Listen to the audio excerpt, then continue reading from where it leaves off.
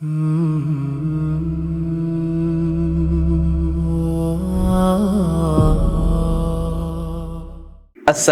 അലൈക്കും വറഹ്മത്തുള്ളാഹി വബറകാതുഹു. എജു തൻസിൽ ഇസ്ലാമിക് തിയോളജിക്കൽ സ്കൂളിന് കീഴിലുള്ള ഇഹ്സാൻ ഗ്രാൻഡ് കിസിന്റെ സീസൺ 2 എല്ലാവർക്കും സ്വാഗതം. ഈ ഒരു മഹത്തായ രാവുകളിലൂടെ നമ്മൾ കടന്നു പോയിക്കൊണ്ടിരിക്കുകയാണ്.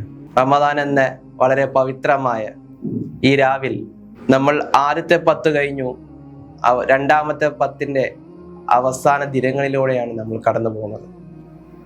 ഇനി 2 നോമ്പ് കഴിഞ്ഞാൽ അവസാനത്തെ 10ലേക്ക് നമ്മൾ കടക്കേണ്ടവരാണ്.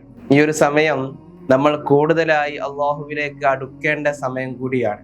കാരണം മുത്തു മുഹമ്മദ് മുസ്തഫ സല്ലല്ലാഹു അലൈഹി വസല്ലമ തങ്ങൾ റമദാനിൽ കൂടുതലായിട്ട് ശ്രദ്ധ ചൊലുത്തിയത്, അല്ലെങ്കിൽ കൂടുതലായിട്ട് അതിലേക്ക് മുഴുകിയത് അവസാനത്തെ നാളുകളിലായിരുന്നു എന്ന് നമുക്ക് ചരിത്രത്തിലൂടെ കാണാൻ പറ്റും. കാരണം അവസാനത്തെ 10 അത്രയും പ്രാധാന്യം അർഹിക്കുന്നതാണ്.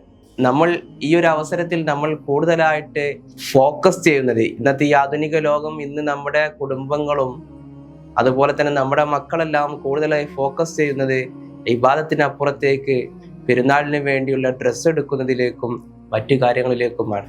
അവസാനത്തെ 10 പല പണ്ഡിതന്മാരും തമാശകളിലൂടെ പറഞ്ഞു വെക്കുന്നത് പോലെ അവസാനത്തെ 10 ഡ്രസ്സ് എടുക്കുന്ന 10 എന്നല്ലെങ്കിൽ വസ്ത്രം വാങ്ങുന്ന ഒരു 10 അല്ലെങ്കിൽ ആ ഒരു നാളുകളാണ് എന്ന് നമ്മൾ പറഞ്ഞു വെക്കാറുണ്ട്. ശരിക്കും അതിന്റെ മഹത്വങ്ങളെ മനസ്സിലാക്കിയാൽ നമ്മൾ ആ ദിവസങ്ങളെ ഏറ്റവും കൂടുതൽ നമ്മൾ അള്ളാഹുവിലേക്ക് അടുക്കാൻ ശ്രമിക്കുകയാണ് വേണ്ടത്. നബി സല്ലല്ലാഹു അലൈഹി വസല്ലമ തങ്ങൾ ചെയ്തിരുന്നതും അത് തന്നെയാണ്. അവസാനത്തെ 10 നമുക്ക് പ്രതീക്ഷിക്കാൻ ധാരാളം കാര്യങ്ങളുണ്ട്. ലൈലത്തുൽ ഖദർ അതൊരു വല്ലാത്ത രാത്രിയാണ്. ആ രാത്രി ലഭിക്കുക എന്നുള്ളത് നബി സല്ലല്ലാഹു അലൈഹി വസല്ലമ തങ്ങളുടെ ഉമ്മത്തിന് വേണ്ടിയിട്ട് സമ്മാനമായിട്ട് റസൂൽ നൽകിയതാണ്. ആ രാത്രികൾക്ക് വേണ്ടിയിട്ട് നമ്മൾ, അല്ലെങ്കിൽ ആ രാത്രിയെ നേടിയെടുക്കാൻ വേണ്ടിയിട്ട് നമ്മൾ ശ്രദ്ധയാലുക്കളായിരിക്കണമെന്നും റസൂൽ നമുക്ക് മുമ്പിൽ പറഞ്ഞു വെക്കുന്നുണ്ട്. ലൈലത്തുൽ ഖദറിന്റെ പ്രത്യേകതകൾ എല്ലാവർക്കും അറിയുന്നതാണ്. എന്നിട്ടും നമ്മൾ അതിനെ ഗൗരവപരമായി എടുക്കാറില്ല, അല്ലെങ്കിൽ എടുക്കുന്നില്ല. നമ്മുടെ ഉമ്മത്തിന് മുമ്പ് പല പ്രവാചകന്മാരും വന്നുപോയി. അവർ 900, 800, 250, 500 വർഷങ്ങളൊക്കെ ജീവിക്കുന്ന മനുഷ്യ വിഭാഗങ്ങളായിരുന്നു, അല്ലെങ്കിൽ അത്രത്തോളം ആയുസ് നീട്ടിക്കൊടുത്തവരായിരുന്നു. അവരുടെ അമലിന് ഒപ്പമെത്താൻ നമ്മുടെ കുറഞ്ഞ ആയുസ്സുകൾ ജീവിക്കുന്ന നമുക്ക് അതിന് കഴിയുമോ എന്ന് ചോദിച്ചപ്പോൾ അതിനൊരു ഉത്തരമായിരുന്നു ലൈലത്തുൽ ഖദർ. അവരുടെ കൂടെ എത്താൻ, അല്ലെങ്കിൽ അവരുടെ അമലിന്റെ ആ ഒരു ലെവലിലേക്ക് എത്താൻ അള്ളാഹു നമുക്ക് നൽകിയ ഒരു സമ്മാനം, അതിനെ നമ്മൾ ഉപയോഗപ്പെടുത്തണം. ലൈലത്തുൽ ഖദർ എന്നുള്ളത് അത് നിർണയത്തിന്റെ രാത്രിയാണ്, അത് മഹത്വത്തിന്റെ രാത്രിയാണ്. 1000 മാസത്തേക്കാൾ അന്നത്തെ ഇബാദത്തിന് 1000 മാസത്തേക്കാൾ പ്രാധാന്യം, അല്ലെങ്കിൽ അന്ന് ചെയ്യുന്ന ഓരോ ഇബാദത്തിനും 1000 മാസം നമ്മൾ ഇബാദത്ത് ചെയ്യുന്നതിന്റെ കൂലി അല്ലെങ്കിൽ പ്രതിഫലം നമുക്ക് ലഭിക്കുമെന്ന് മുത്ത് മുഹമ്മദ് മുസ്തഫ തങ്ങൾ നമ്മളോട് പറയുന്നുണ്ട്. അത് ആ രാത്രിയാണ് പരിശുദ്ധ ഖുർആൻ അതിന്റെ അവതരണത്തിന് വേണ്ടി തിരഞ്ഞെടുക്കപ്പെട്ടതും എന്നുള്ളതും നമ്മൾ പ്രത്യേകം മനസ്സിലാക്കണം. 1000 മാസത്തേക്കാൾ എന്ന് പറയുമ്പോൾ നമ്മൾ മനസ്സിലാക്കേണ്ടതുണ്ട്, ഏകദേശം 83 വർഷക്കാലം ഒരു വ്യക്തി ചെയ്യുന്ന ഇബാദത്തിന്റെ അത്രയും ഒരു ദിവസം കൊണ്ട് നമുക്ക് നേടിയെടുക്കാൻ കഴിയും എന്നുള്ളതാണ്. അപ്പൊ നമ്മുടെ മുമ്പിൽ എത്ര റമദാനുകൾ കഴിഞ്ഞുപോയി, നമുക്ക് എത്ര ലൈലത്തുൽ ഖദറിനെ പ്രതീക്ഷിക്കാൻ പറ്റി, ഇതെല്ലാം നമ്മൾ ഇരുന്ന് ചിന്തിക്കണം. അടുത്ത റമദാനിനെ ഈ പറയുന്ന ഞാനോ അല്ലെങ്കിൽ കേൾക്കുന്ന നിങ്ങളോ അടുത്ത റമദാൻ ആസ്വദിക്കാൻ ഈ ലോകത്ത് ഉണ്ടാവണമെന്നില്ല. അതുകൊണ്ട് തന്നെ നമ്മൾ വളരെ ഗൗരവമായിട്ട് ഈ കാര്യത്തെ ചിന്തിക്കേണ്ടിയിരിക്കുന്നു.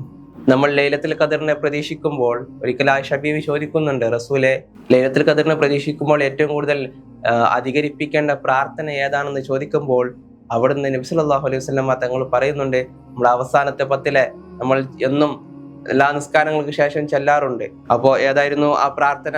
അല്ലാഹുമ്മ ഇന്നക അഫ്വുൻ തുഹിബ്ബുൽ അഫ്വ ഫഅഫു അന്നി എന്നുള്ള ആ പ്രാർത്ഥനയെ നിങ്ങൾ പതിവാക്കുക, അല്ലെങ്കിൽ അതിനെ അധികരിപ്പിക്കുക എന്ന് നബി സല്ലല്ലാഹു അലൈഹി വസല്ലമ തങ്ങൾ പറയുന്നുണ്ട്.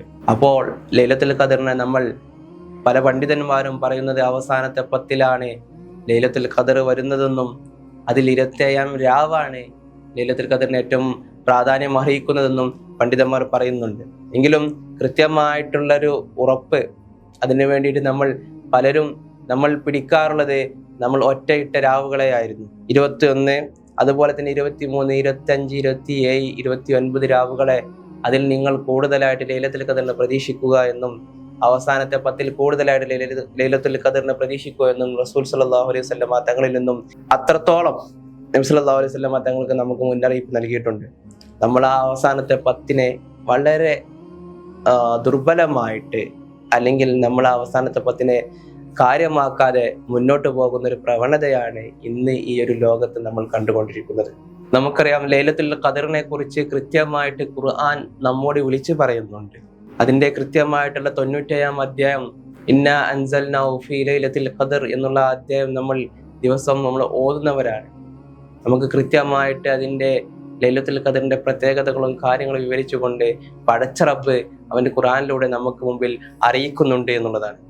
ലൈലത്തുൽ ഖദർ നമുക്കറിയാം, അത് 1000 മാസത്തിനേക്കാൾ പവറുള്ളതും, ആ രാത്രികളിൽ എല്ലാ മലായിക്കത്തുകളും ജിബ്രീൽ അലൈഹിസ്സലാം വരെ ഈ ലോകത്തേക്ക് ഇറങ്ങി വരികയും ഓരോ സത്യവിശ്വാസികൾ അവരുടെ പ്രാർത്ഥനകൾ പ്രാർത്ഥിക്കുന്നവരുടെ ഓരോരുത്തരുടെ അടുത്ത് പോവുകയും അവരോട് സലാം പറയുകയും അവർക്ക് വേണ്ടി പ്രാർത്ഥന നടത്തുകയും ചെയ്യുന്നു.